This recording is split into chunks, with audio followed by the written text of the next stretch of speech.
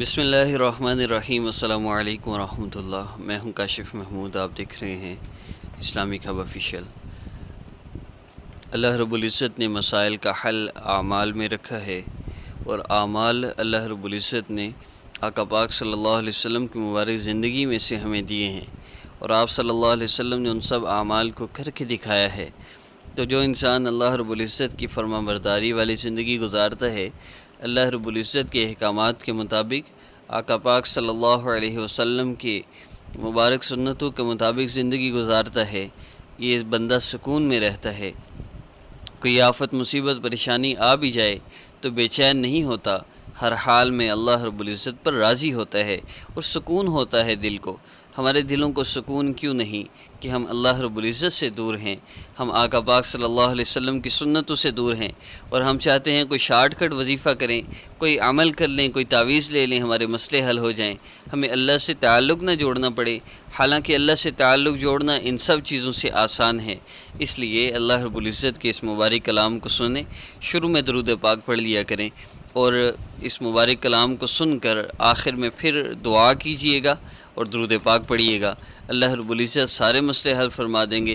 دعا عبادت کا مغز ہے، دعا زیادہ سے زیادہ کیا کیجئے۔ اس لیے کوشش کیجئے جب تک میرا نیکسٹ وظیفہ اسلامک ہب آفیشیل اور آسان وظیفہ آفیشیل پر اپلوڈ نہ ہو، تب تک آپ مستقل ہر وظیفہ، ایک نماز، دو نماز، تین نماز مصلی پر بیٹھ کے سنیں، دعا کریں، اٹھ جائیں، تو یہ بہت زیادہ فائدہ مند ہے۔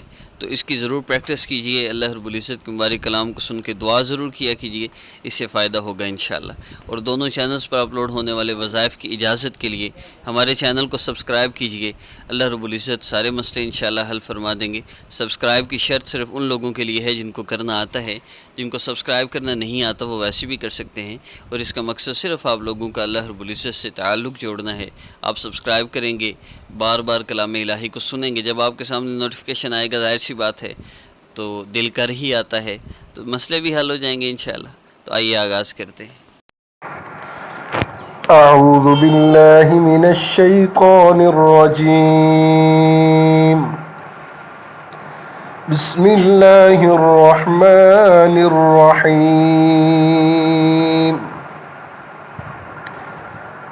قل اعوذ برب الفلق من شر ما خلق ومن شر غاسق اذا وقب ومن شر النفاثات في العقد ومن شر حاسد اذا حسد۔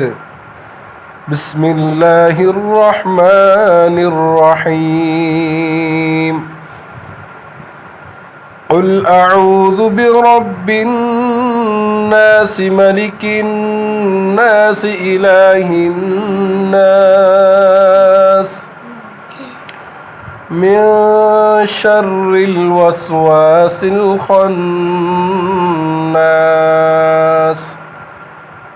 الذي يوسوس في صدور الناس من الجنة والناس۔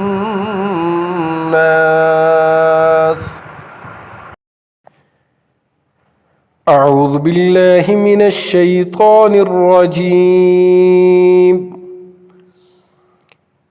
بسم اللہ الرحمن الرحیم، ألم تر كيف فعل ربك بأصحاب الفيل ألم يجعل كيدهم في تضليل وأرسل عليهم طيرا أبابيل ترميهم بحجارة من سجيل فجعلهم كعصف مأكول۔ بسم اللہ الرحمن الرحیم، لإيلاف قريش إيلافهم رحلة الشتاء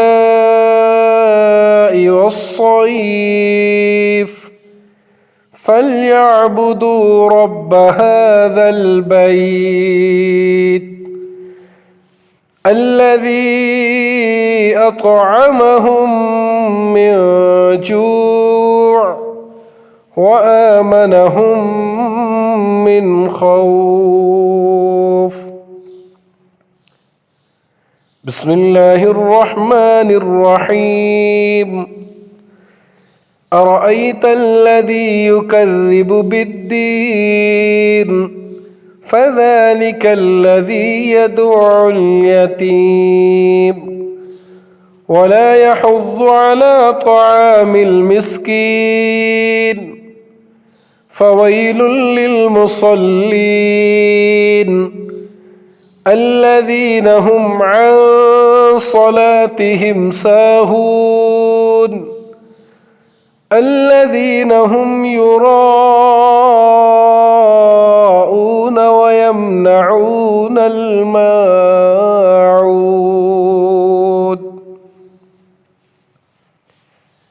بسم الله الرحمن الرحيم.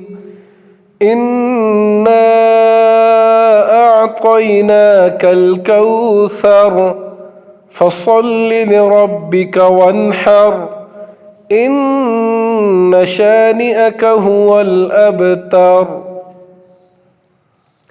بسم الله الرحمن الرحيم.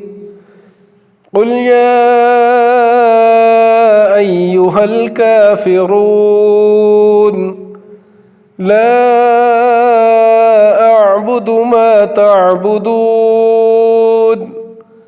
ولا أنتم عابدون ما أعبد ولا أنا عابد ما عبدتم ولا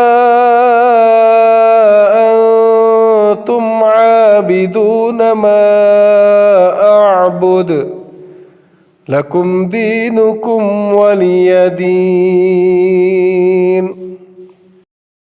بسم الله الرحمن الرحيم. إذا جاء نصر الله والفتح ورأيت الناس يدخلون في دين الله أفواجا فسبح بحمد ربك واستغفره إنه كان توابا. بسم الله الرحمن الرحيم. تبت يدا أبي لهب وتب ما أغنى عنه ماله وما كسب سيصلى نارا ذات لهب وامرأته حمالة الحطب في جيدها حبل من مسد. بسم الله الرحمن الرحيم. قل هو الله أحد الله الصمد لم يلد ولم يولد ولم يكن له كفوا أحد. بسم الله الرحمن الرحيم. قل أعوذ برب الفلق من شر ما خلق ومن شر غاسق إذا وقب ومن شر النفاثات في العقد ومن شر حاسد إذا حسد.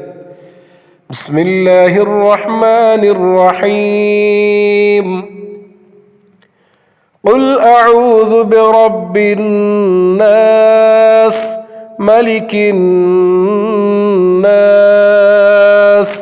إله الناس من شر الوسواس الخناس الذي يوسوس في صدور الناس من الجنة والناس.